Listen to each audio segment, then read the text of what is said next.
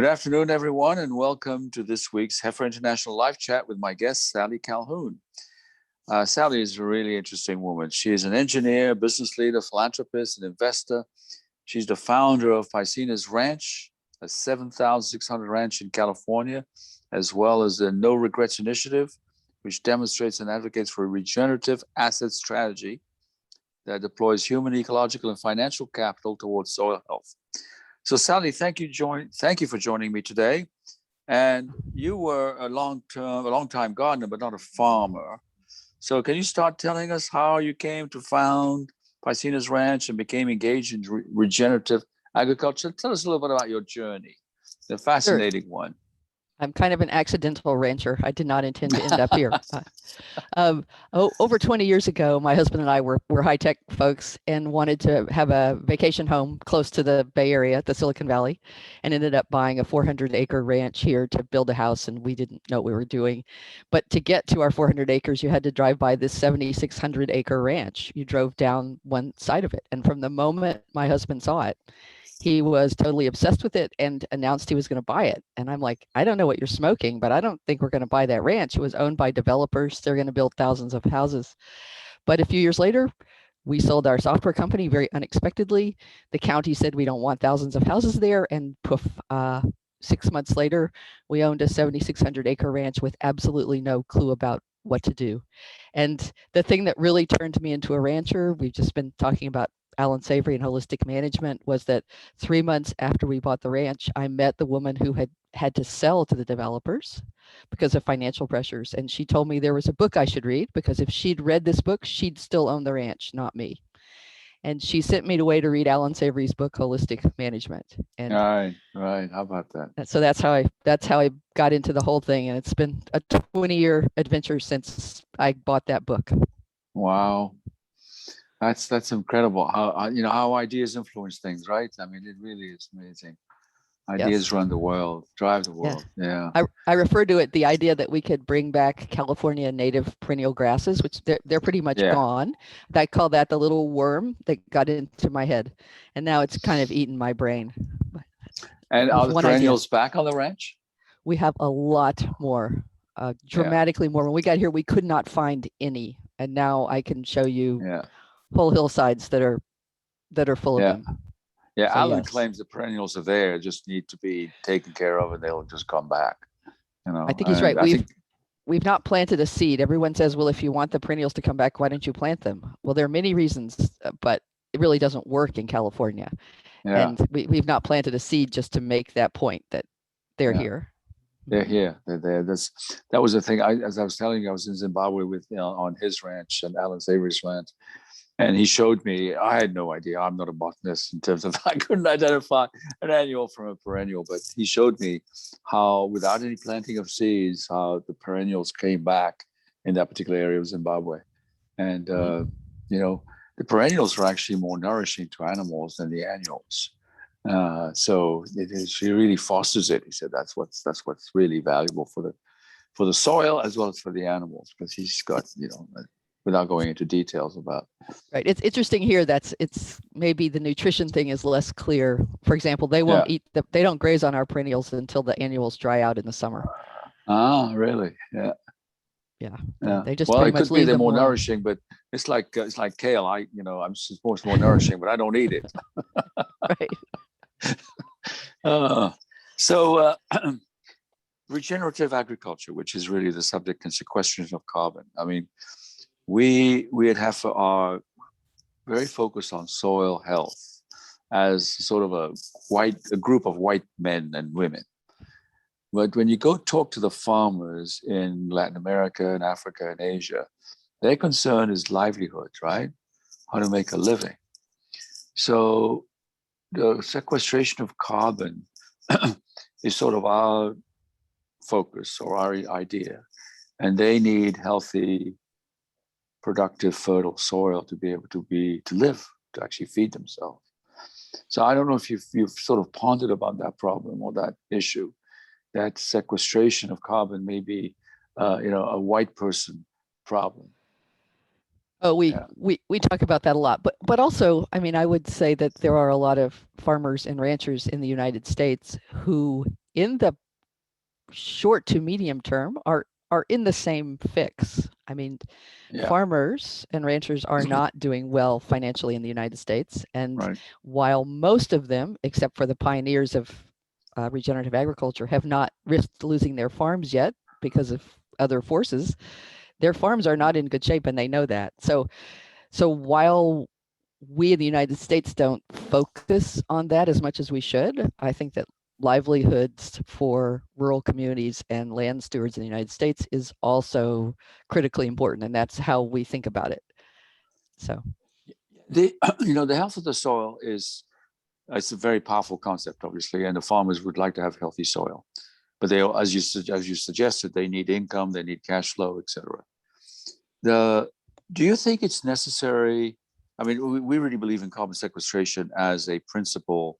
Well, we know Alan Savory kind of followers, right? Where he claims that if you could convert grasslands or could regenerate grasslands, it would have a dramatic impact on climate. Okay, well, it's true or not, I don't know, because I'm not sure that we could, muster and mobilize that much land to sequester that much carbon. Regardless, do you think there needs to be a more active market for carbon? And how would we, so that the farmers have a financial incentive to sequester carbon if they could sell that carbon to a predictable, reliable, honest carbon market? Wow, that is sort of the big question in regenerative agriculture today. I have many concerns about a carbon market driving the change that we need to see.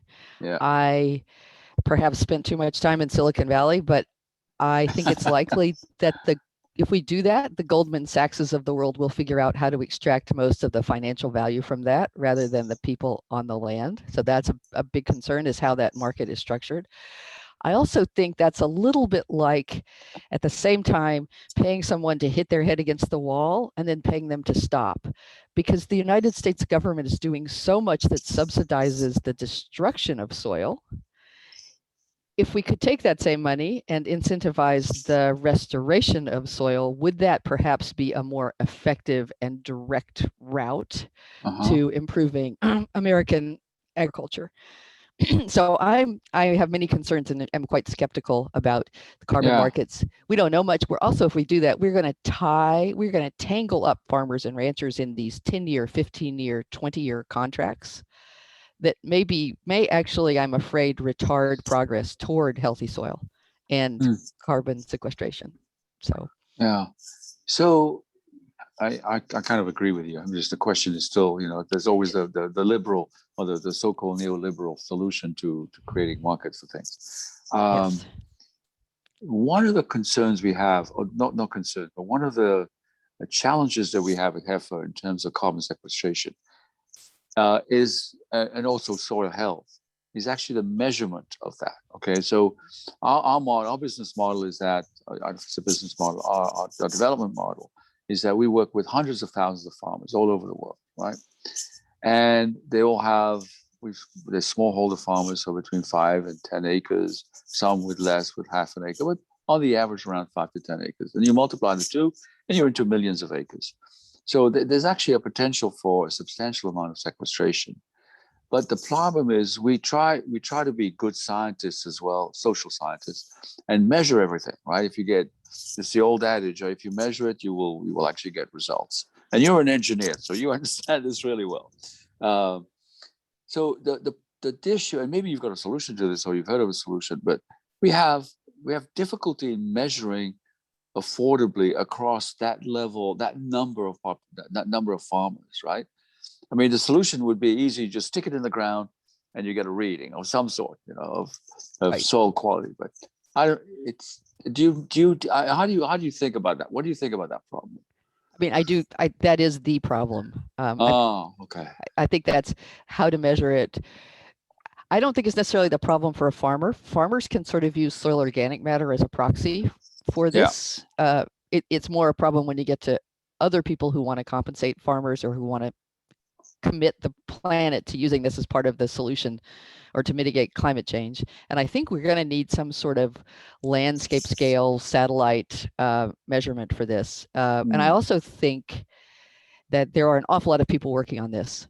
suddenly this has become a very hot topic. I know that we have people come to the ranch quite routinely testing. We have some guys coming shortly to test a thing where literally you do push it into the ground and you pull it out, and and we have the other guys with quick carbon, and so I think that's going to get solved. I don't know when, so we actually don't pay too much attention to that problem at the moment. We support some scientific research, but that one is so compelling, like the 4 per 1,000 movement in, from France. We're going to figure that out, I think, relatively soon. But you're right. That is the big problem. I mean, I think for us, remember, our business model is that we have to report back to donors, right? And we would like to pitch the whole carbon sequestration, the whole measurement, the improvement, the progress that's being made.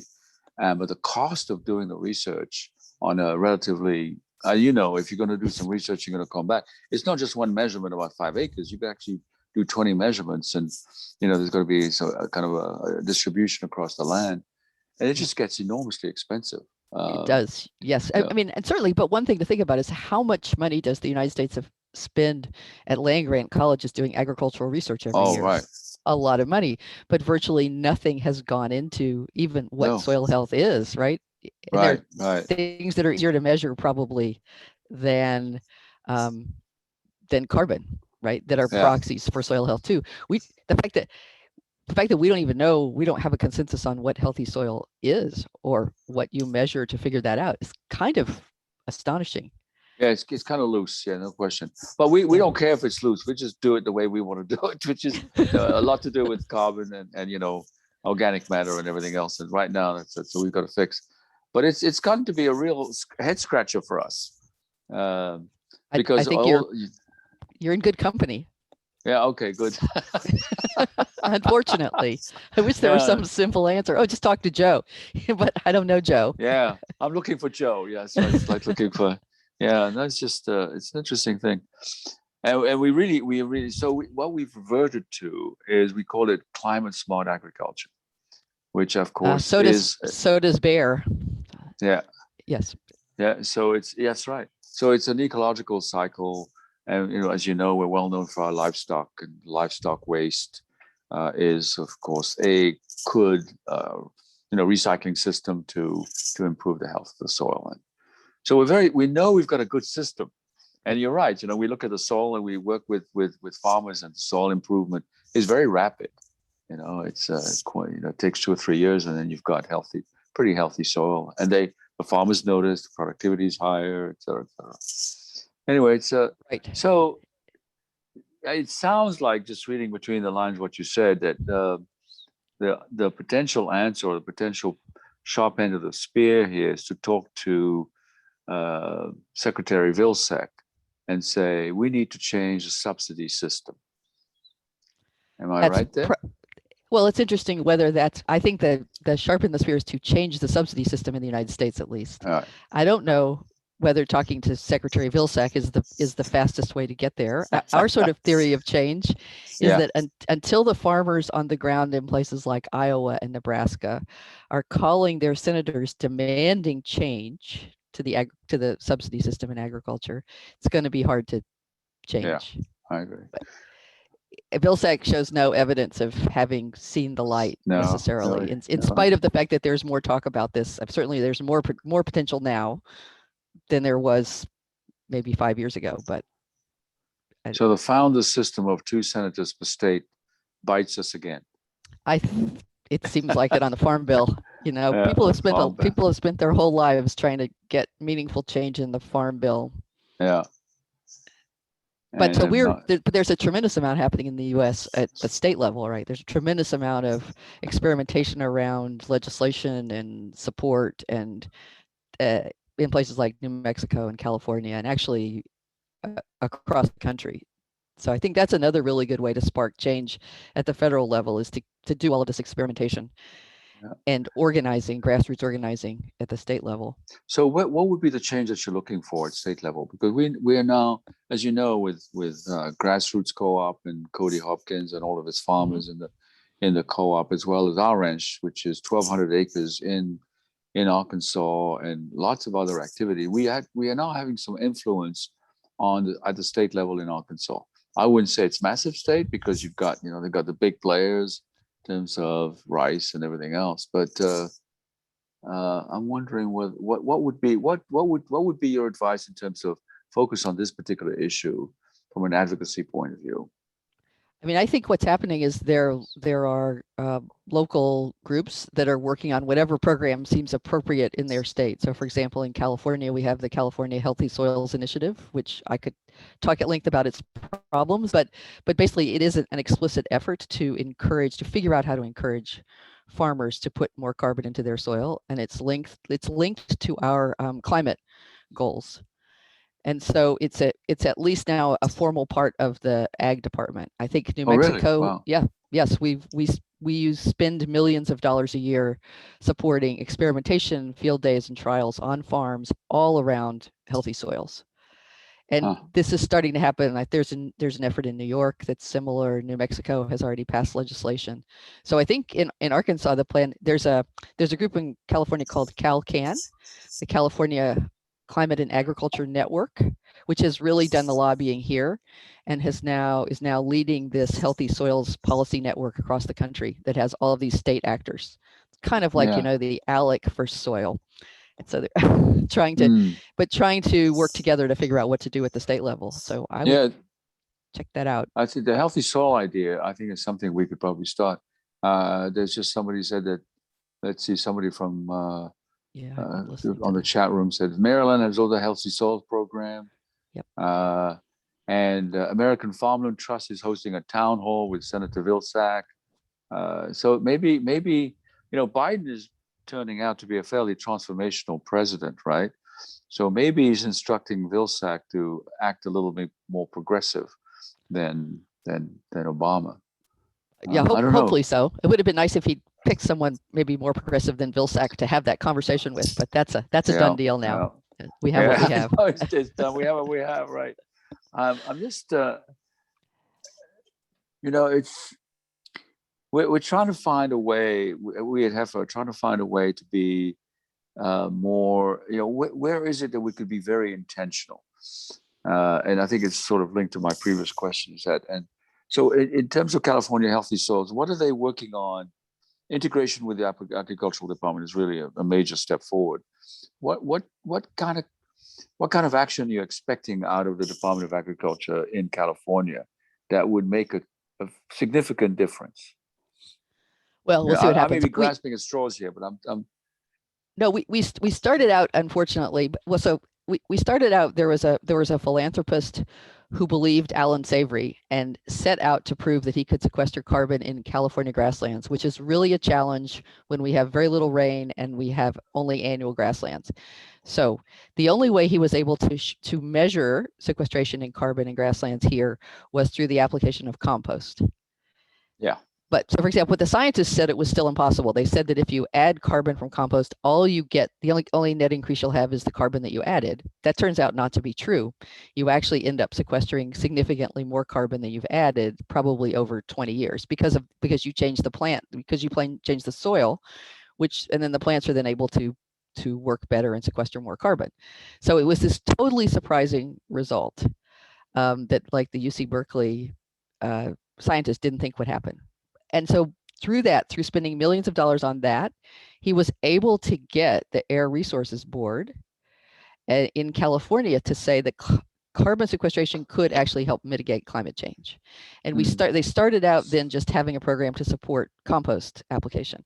But that has, as you might not be surprised, then sort of expanded to other tools that ranchers and farmers might use to sequester carbon.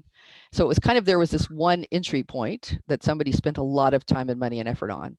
But now as farmers get involved and as other advocates get involved, it's broadened. And so now there is funding for, sorry about this, my dog.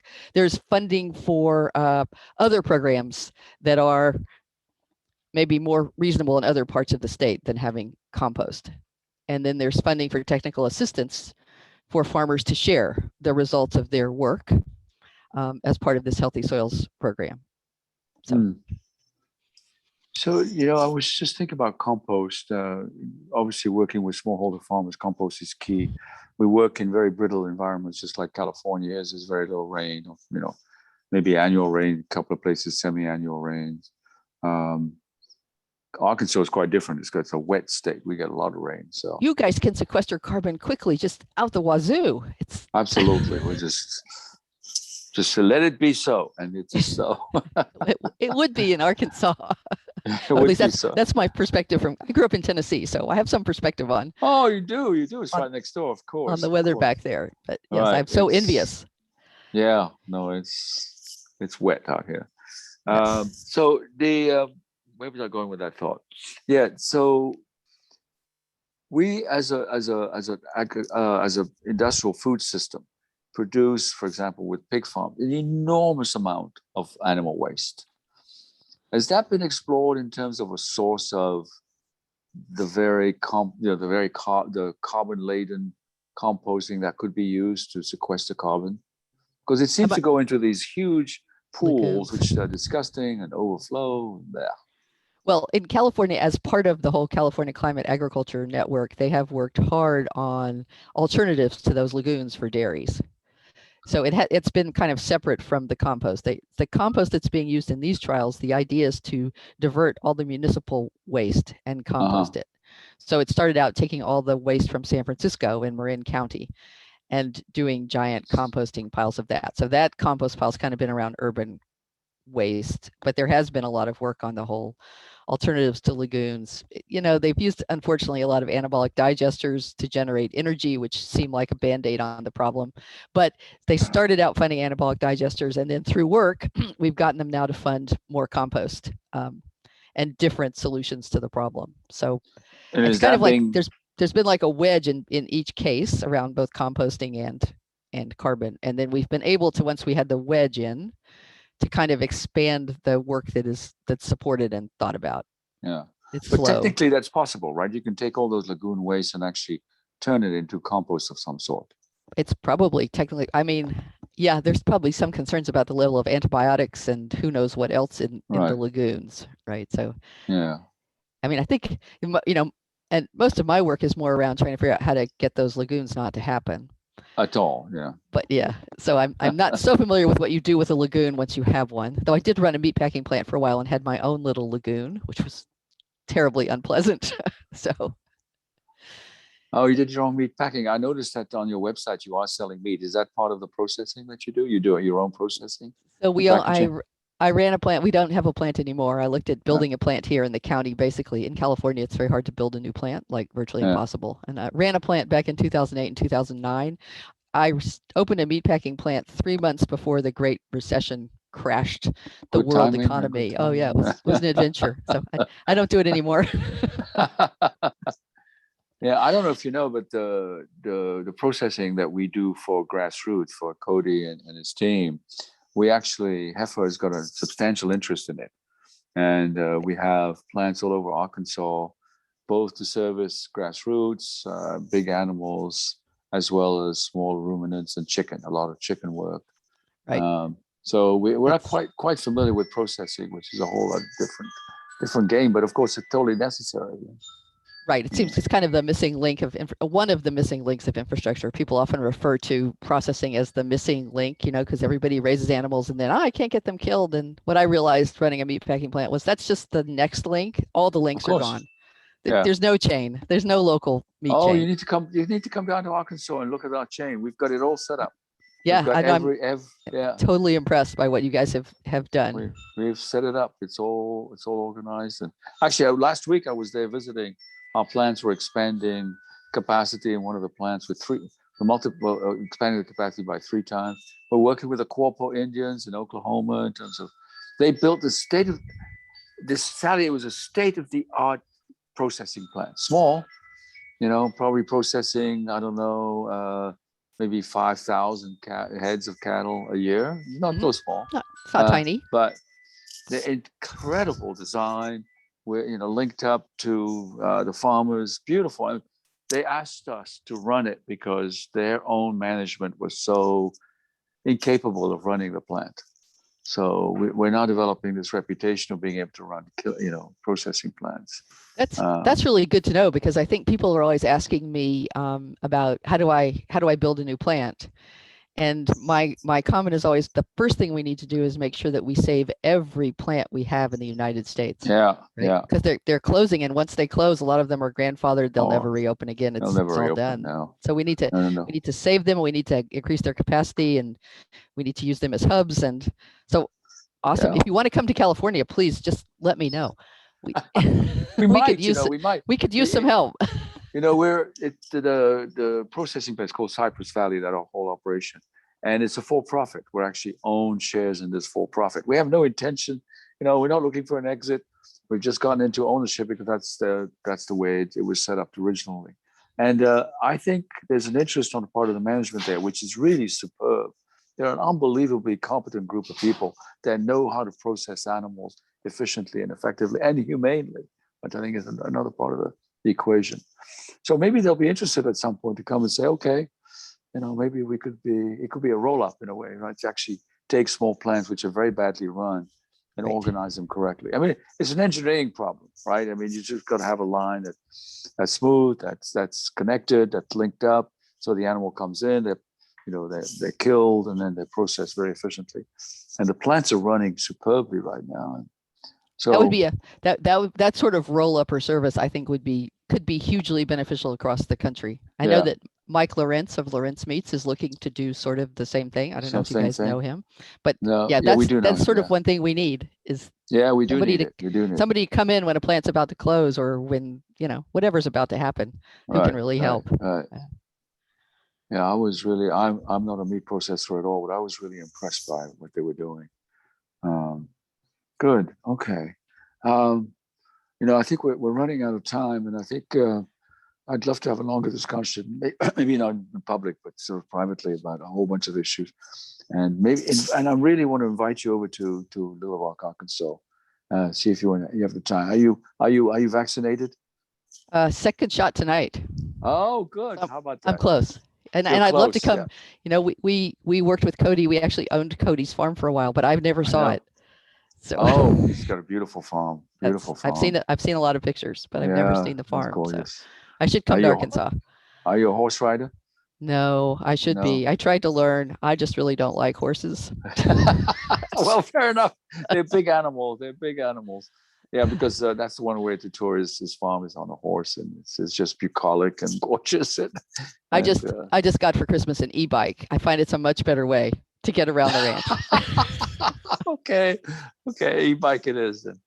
All right. Well, Sallie, thank you so much for joining me, and thank you for all the things that you're doing for the world. I think that's really important in terms of investments and thought leadership and an example. I mean, an example. So.